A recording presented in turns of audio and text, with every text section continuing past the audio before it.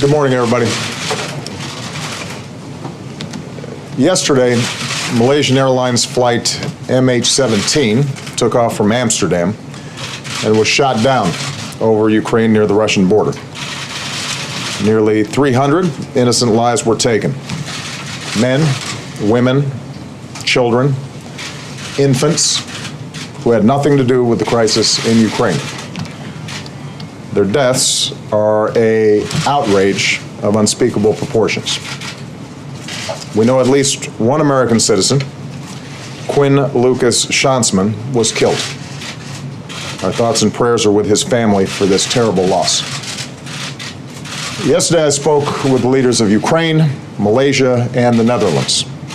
I told them that our thoughts and prayers are with all the families and that the American people stand with them during this difficult time.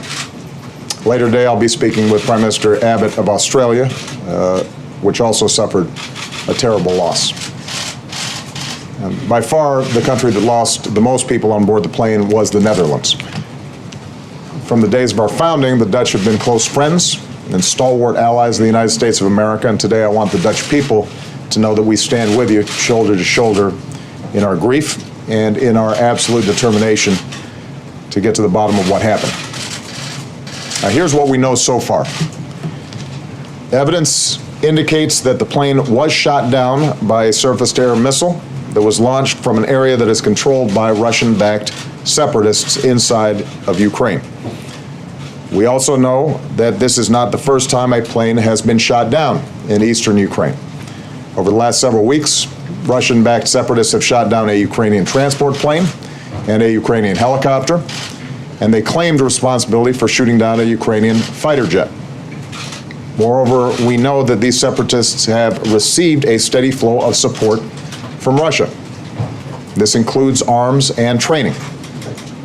It includes heavy weapons, and it includes anti-aircraft weapons. Now, here's what must happen now. This was a global tragedy.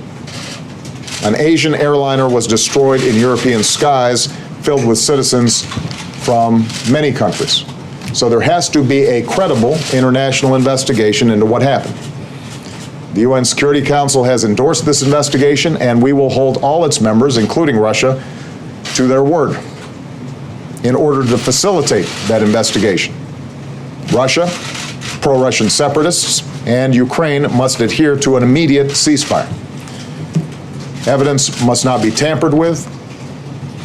Investigators need to access the crash site, and the solemn task of returning those who were lost on board the plane to their loved ones needs to go forward immediately. And the United States stands ready to provide any assistance that is necessary.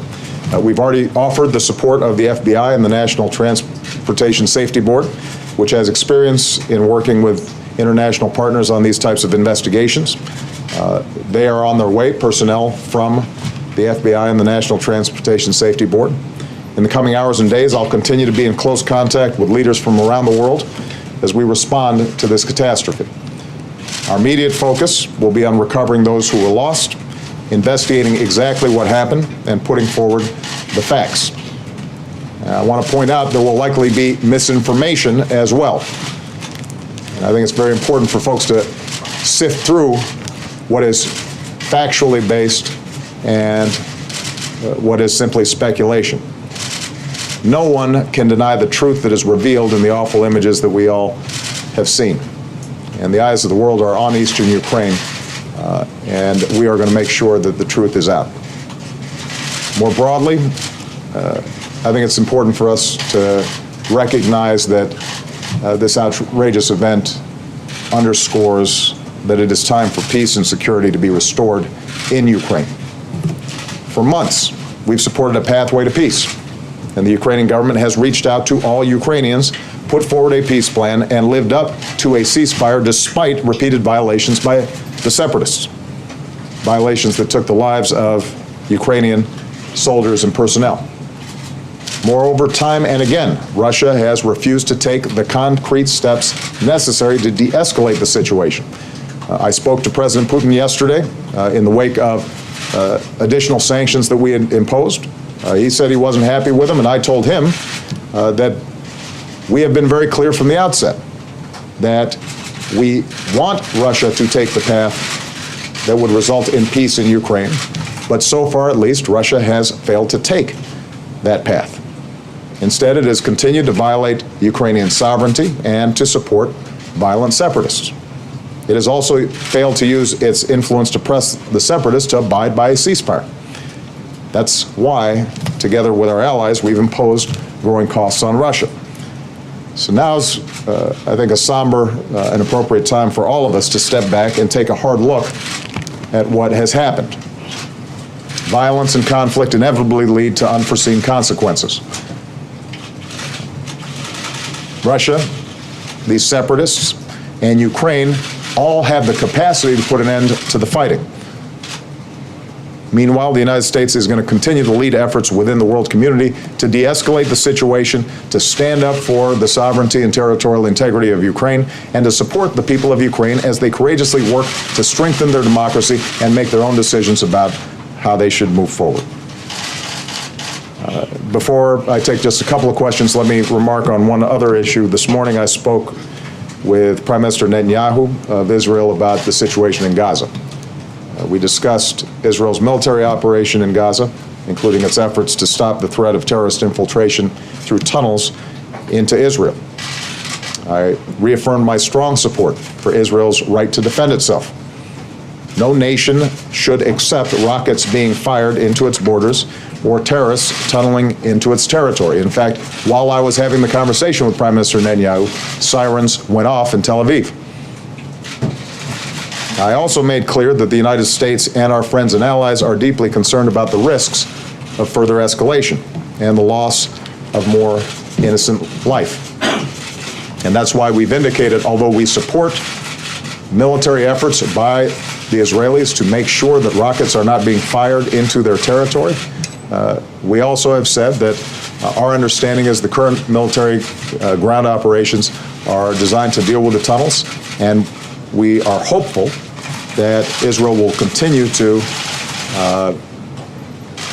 approach this process in a way that minimizes civilian casualties, and that all of us are working hard to return to the ceasefire that was reached in November of 2012. Secretary Kerry is working to support Egypt's initiative to pursue that outcome. I told Prime Minister Netanyahu that John is prepared to travel to the region following additional consultations. Let me close by making one additional comment. On board Malaysian Airlines flight MH17, there were apparently nearly 100 researchers and advocates traveling to an international conference in Australia dedicated to combating AIDS, HIV. These were men and women who had dedicated their own lives to saving the lives of others, and they were taken from us in a senseless act of violence. In this world today, we shouldn't forget that in the midst of conflict and killing, there are people like these, people who are focused on what can be built rather than what can be destroyed, people who are focused on how they can help people that they've never met, people who define themselves not by what makes them different from other people, but by the humanity that we hold in common. It's important for us to lift them up and to affirm their lives. And it's time for us to heed their example. The United States of America is going to continue to stand for the basic principle that people have the right to live as they choose, that nations have the right to determine their own destiny, and that when terrible events like this occur, the international community stands on the side of justice and on the side of truth. So with that, let me take just a couple questions. I'll start with you, Julie. Thank you, Mr. President. Just on a technical matter, does the U.S. believe that this passenger jet was targeted, or that those people who shot it down may have been going after a military aircraft? And more broadly, this incident does seem to escalate the crisis in Ukraine to a level we haven't seen before. Does that change your calculus in terms of what the U.S. and perhaps Europe should be doing in terms of a response? Well, I think it's too early for us to be able to guess what the intentions of those who might have launched this surface-to-air missile might have had. The investigation is going to be ongoing, and I think what we'll see is additional information surfacing over the next 24 hours, 72 hours, the next week, the next month. What we know right now, what we have confidence in saying right now, is that a surface-to-air missile was fired, and that's what brought the jet down. We know, or we have confidence in saying that that shot was taken within territory that is controlled by the Russian separatists. But I think it's very important for us to make sure that we don't get out ahead of the facts. And at this point, in terms of identifying specifically what individual or group of individuals or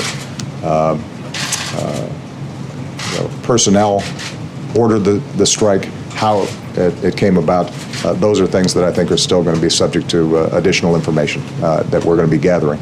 And we're working with the entire international community to make sure that the focus is on getting to the bottom of this thing and being truthful. And my concern is obviously that there's been a lot of misinformation generated in eastern Ukraine generally. This should snap everybody's heads to attention and make sure that we don't have time for propaganda, we don't have time for games. We need to know exactly what happened, and everybody needs to make sure that we're holding accountable those who committed this outrage. With respect to the second question, as you're aware, before this terrible incident happened, we had already ratcheted up sanctions against Russia, and I think the concern not just of Russian officials, but of the markets about the impact that this could have on the Russian economy is there for all to see. I made clear to President Putin that our preferred path is to resolve this diplomatically. But that means that he and the Russian government have to make a strategic decision. Are they going to continue to support violent separatists whose intent is to undermine the government of Ukraine, or are they prepared to work with the government of Ukraine to arrive at a ceasefire and a peace that takes into account the interests of all Ukrainians? There has been some improved language at times over the last month coming from the Kremlin and coming from President Putin, but what we have not seen is an actual transition and different actions that would give us confidence that that's the direction that they want to take. We will continue to make clear that as Russia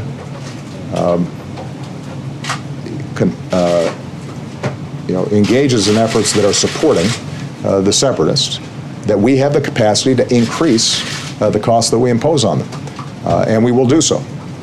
Not because we're interested in hurting Russia for the sake of hurting Russia, but because we believe in standing up for the basic principle that a country's sovereignty and territorial integrity has to be respected, and it is not the United States or Russia or Germany or any other country that should be deciding what happens in that country. At this point, do you see any U.S. military role that could be effective? We don't see a U.S. military role beyond what we've already been doing in working with our NATO partners and some of the Baltic states, giving them reassurances that we are prepared to do whatever is required to meet our alliance obligations. Steve Holland. Sir, thank you. How much blame for this do you put on President Putin? And then you use this incident now to push the Europeans for stronger action? We don't know exactly what happened yet, and I don't want to, as I said before, get out ahead of the facts. But what I do know is that we have seen a ticking up of violence in eastern Ukraine, that despite the efforts of the Ukrainian government to abide by a ceasefire and to reach out and agree to negotiations, including with the separatists, that has been rebuffed by these separatists. We know that they are heavily armed and that they are trained, and we know that that's not an accident. That is happening because of Russian support. It is not possible for these separatists to function the way they're functioning, to have the equipment that they have, Set aside what's happened with respect to the Malaysian Airlines, a group of separatists can't shoot down military transport planes, or they claim shoot down fighter jets without sophisticated equipment and sophisticated training, and that is coming from Russia. So we don't yet know exactly what happened with respect to the Malaysian Airlines, although obviously we're beginning to draw some conclusions given the nature of the shot that was fired. There are only certain types of anti-aircraft missiles that can reach up 30,000 feet and shoot down a passenger jet. We have increasing confidence that it came from areas controlled by the separatists. But without having a definitive judgment on those issues yet, what we do know is that the violence that's taking place there is facilitated in large part, because of Russian support. And they have the ability to move those separatists in a different direction. If Mr. Putin makes a decision that we are not going to allow heavy armaments and the flow of fighters into Ukraine across the Ukrainian-Russian border, then it will stop. And if it stops, then the separatists will still have the capacity to enter into negotiations and try to arrive at the sort of political accommodations that Mr. Putin himself says he wants to see. He has the most control over that situation. And so far, at least, he has not exercised it. Tougher sanctions in Europe? Will you push for Well, I think that this certainly will be a wake-up call for Europe and the world that there are consequences to an escalating conflict in eastern Ukraine, that it is not going to be localized, it is not going to be contained. What we've seen here is just in one country alone, our great allies, the Dutch, 150 or more of their citizens being killed. And that, I think, sadly brings home the degree to which the stakes are high for Europe, not simply for the Ukrainian people, and that we have to be firm in our resolve in making sure that we are supporting Ukrainians' efforts to bring about a just ceasefire and that we can move towards a political solution to this. I'm going to make this the last question. Lisa Lara, Bloomberg. Do we know yet if there were other Americans on board the person you mentioned? And how do you prevent stricter restrictions, economic sanctions from shocking the global economy and causing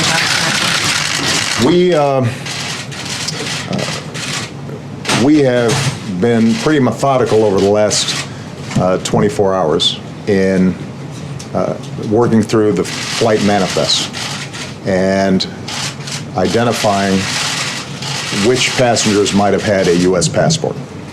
At this point, the individual that I mentioned is the sole person that we can definitively say was a U.S. or dual citizen.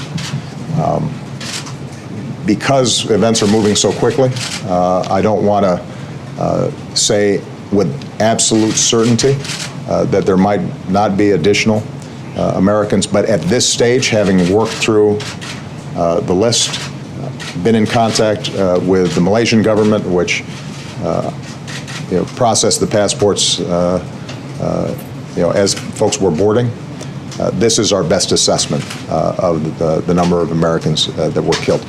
Obviously, that does nothing to lessen our outrage about all those families, regardless of nationality. It is a heartbreaking event. With respect to the effect of sanctions on the economy, we have consistently tried to tailor these sanctions in ways that would have an impact on Russia, on their economy, on their institutions or individuals that are aiding and abetting in the activities that are taking place in eastern Ukraine, while minimizing the impacts on not only the U.S. economy, but the global economy. It is a relevant consideration that we have to keep in mind. The world economy is integrated. Russia is a large economy. There's a lot of financial flows between Russia and the rest of the world. But we feel confident that at this point, the sanctions that we put in place are imposing a cost on Russia, that their overall impact on the global economy is minimal. It is something that we have to obviously pay close attention to, but I think Treasury, in consultation with our European partners, have done a good job so far on that issue. All right? Thank you very much, everyone.